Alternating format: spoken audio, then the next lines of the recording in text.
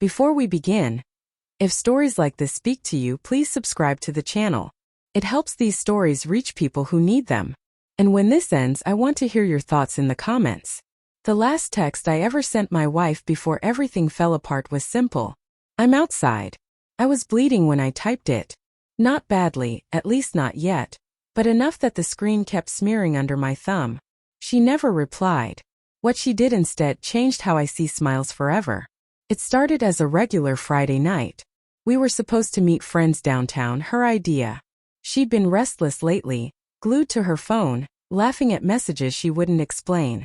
I told myself it was work, or stress, or that I was becoming paranoid. Still, I noticed the little things. Her phone always on silent. Missed calls she didn't see. A new confidence that felt less like growth and more like distance.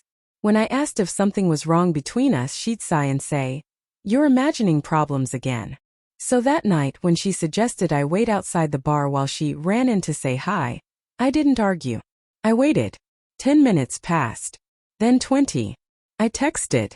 No response. When I finally walked toward the side alley to look for her, I heard voices. Laughter. A man's voice, low, familiar in a way that made my stomach tighten. Then hers. Light. Amused. I stepped closer. That's when someone grabbed me from behind. I won't describe the attack in detail. What I remember most isn't the pain, it's the confusion. The way my thoughts scrambled trying to make sense of why this was happening. Why someone would want to hurt me for no reason. Then I saw her. My wife stood a few feet away, under the yellow glow of a streetlight. Her hand was covering her mouth. She was smiling. Not laughing. Not panicking. Smiling. That image burned itself into me deeper than any bruise. Someone shouted.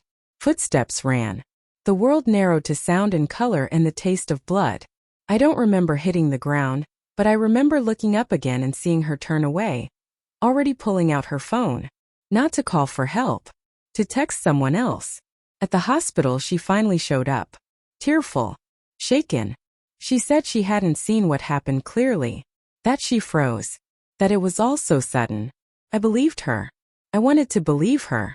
But recovery has a way of slowing everything down. Giving your mind too much time to replay moments you rushed past before.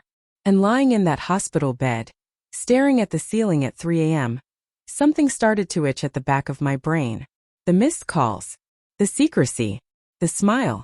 When I got home weeks later, still sore and still trying to feel normal again, I noticed the house felt different. Lighter. Like she'd rearranged more than furniture.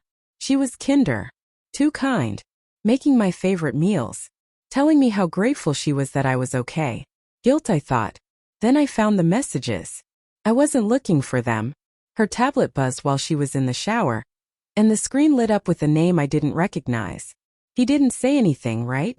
My hand started shaking before I even opened the thread. The messages went back months. Jokes. Complaints about me. Plans. And then, on the night of the attack. He's here. Don't worry. He won't be a problem anymore. I froze, but it worked. He's gone. I felt cold all over. She hadn't just smiled. She'd known. The confrontation wasn't explosive. That surprised me most. I sat across from her at the kitchen table, my body still aching, my voice steady in a way that scared even me. Why? I asked. She cried. Said she never meant for it to go that far. That she felt trapped in our marriage. That the man she was seeing was reckless, jealous. That she thought things would scare me, not destroy me. I didn't think you'd get hurt, she whispered. I stood up slowly. I did. And you watched. That night, after she fell asleep crying, I packed a bag. I didn't leave a note. I didn't tell anyone where I was going. I disappeared. For a long time, survival was all I focused on. New city. New job. New routines. Therapy sessions where I learned to say the word betrayal out loud without choking on it. Mornings at the gym where pain turned into strength. Evenings alone where I learned the difference between loneliness and peace. I changed my name socially. Let my hair grow. Let the old version of me fade. Rebuilding isn't dramatic. It's quiet. Boring even. But it works. 2 years later, I ran into her by accident. A coffee shop. Different city. Different life. She didn't recognize me at first. Then she did. and the color drained from her face.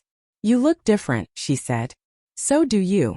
She asked where I'd been, if I was okay, if I hated her. I thought about that night. The smile. The silence. "I don't hate you," I said. "I just don't belong to that story anymore." She cried. Apologized again. Said she lived with it every day. I nodded. So do I. Just not the same way. I walked out before she could say anything else. That was my closure. Not revenge. Not forgiveness. Just distance.